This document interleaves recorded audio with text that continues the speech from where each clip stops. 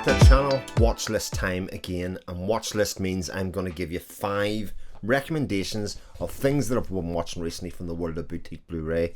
And well, no better place to start with than a label that I dearly love, and every time I watch another one of these films I like it even more, and this might be the best of the bunch. Umbrella Entertainment's Sunburnt Screens line, which releases lesser seen Australian and Antipodean movies for us and the rest of the world to see. This is Malcolm, and Malcolm is such a treat. Stars Colin Friel as the main character here, Malcolm, who is, well, let's just say he's obviously neurodivergent. It's never actually told that, but he's a man who's fascinated by trams and trains and that kind of thing, but is very much an inventor at heart. He likes playing and making things, and is such an inventive and clever mind, but a man with, let's say, awkward social skills. His mother dies, and he has left the house and very little way to support himself. So it's suggested by other people who work in the neighbourhood and are obviously looking out for him that he should take in a lodger. And not only does he take in one lodger, but one becomes 2. And it becomes very clear that the people that he's taken in are maybe not as innocent and as well-to-do as he is. And we get a sort of caperish story that develops out of it. Now, it's absolutely wonderful. It is filled full of wonderful character actors in it. The 3 main performances that are in here are just utterly charming. You just can't help but be charmed the whole way through this film. It is both funny, it's touching, it's really inventive, and you never know really where it's going. It's a bit like Inspector Gadget meets a Clue or something like that. It's just so wonderfully charming the whole way through, like I said, and you will utterly adore the characters that are made in here. Some you'll worry for, some you'll can't wait to see more of, but ultimately you'll get a film that you'll really enjoy. And on it you get a disc that is filled full of interviews and behind the scenes looks at the premieres and the awards that it won over the year. It's a very celebrated film by all accounts in Australian cinema. One that I'd obviously never seen, but one that I think is utterly brilliant.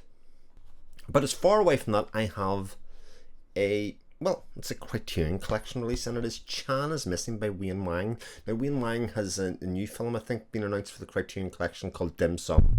This will be the second film in the collection, and this is Chan is Missing is a somewhat short film that tells the story of 2 men who are looking for a man called Chan, who is, shock horror, missing.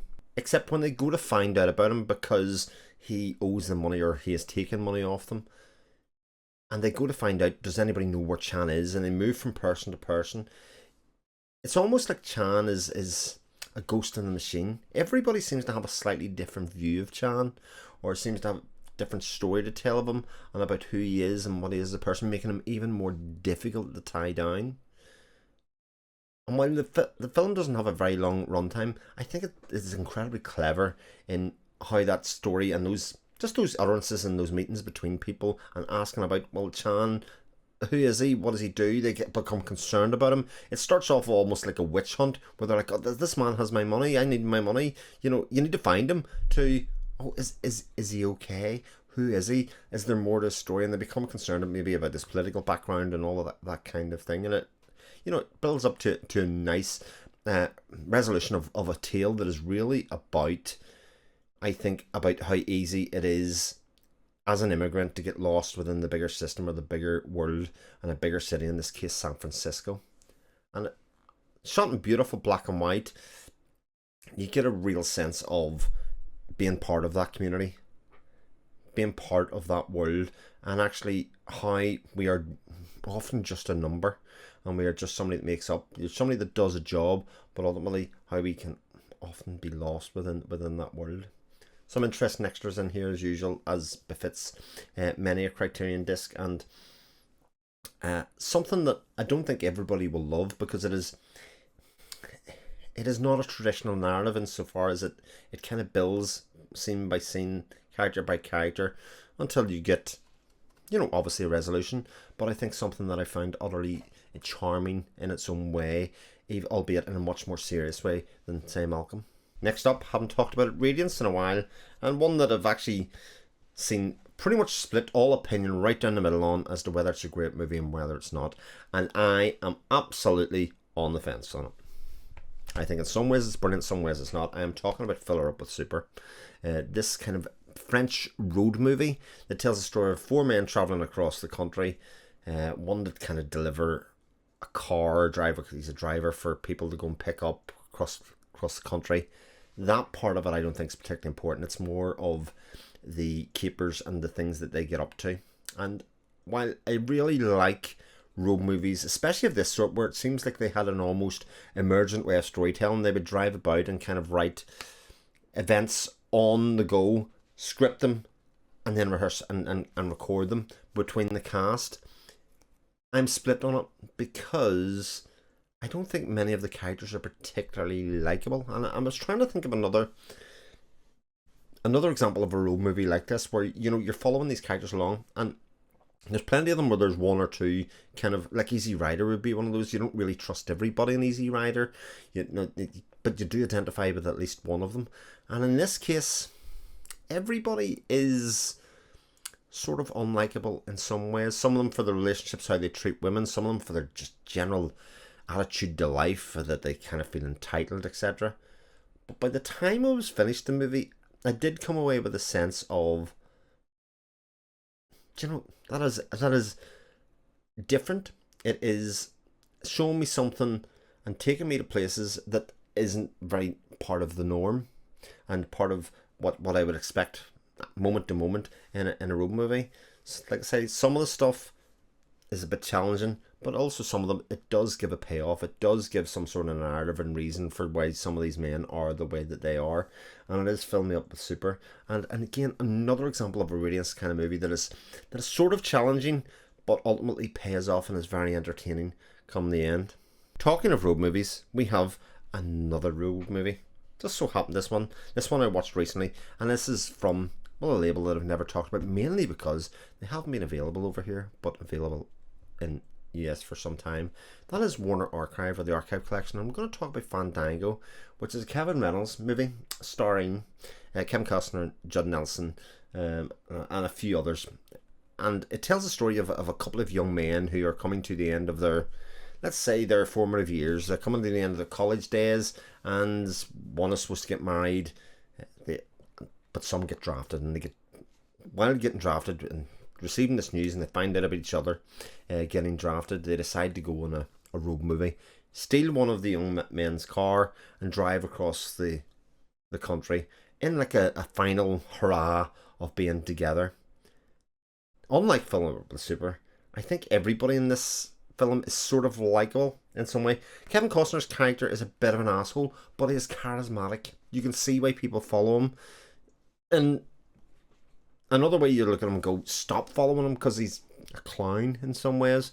But you get a film that is highly entertaining, and particularly in the first third and the last third.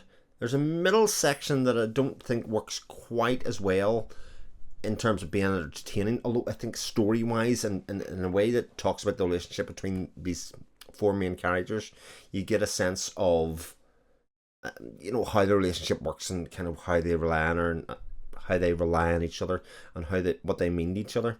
And the last section especially, I think, is utterly beautiful. Now obviously Kevin Reynolds and Kevin Costner have a bit of a storied relationship insofar as they did multiple films together, predominantly Waterworld, for instance.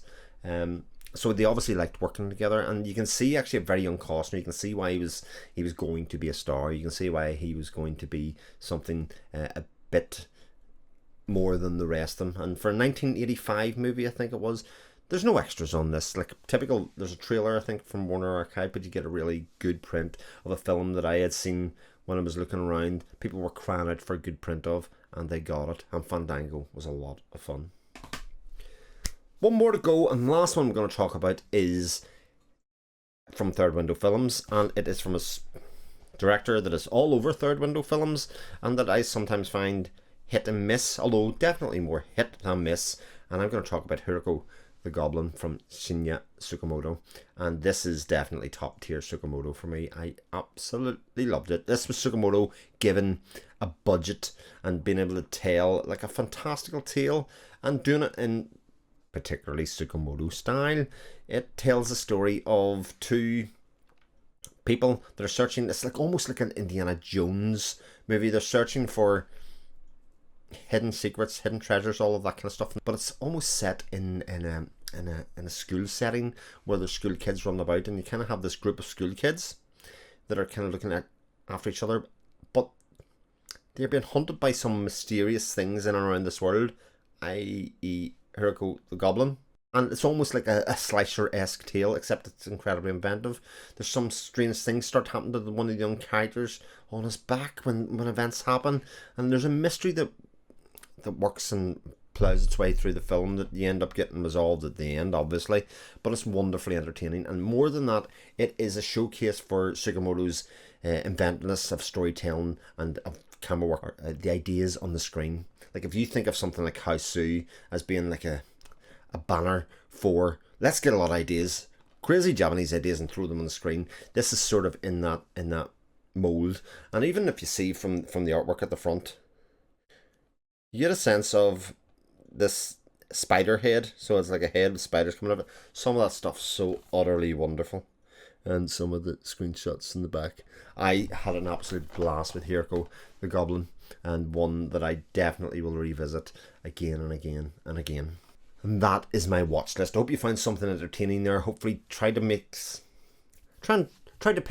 5 very different movies from it, and something that probably that will not fit for everybody, but something that should definitely be interesting. Have you seen any of these?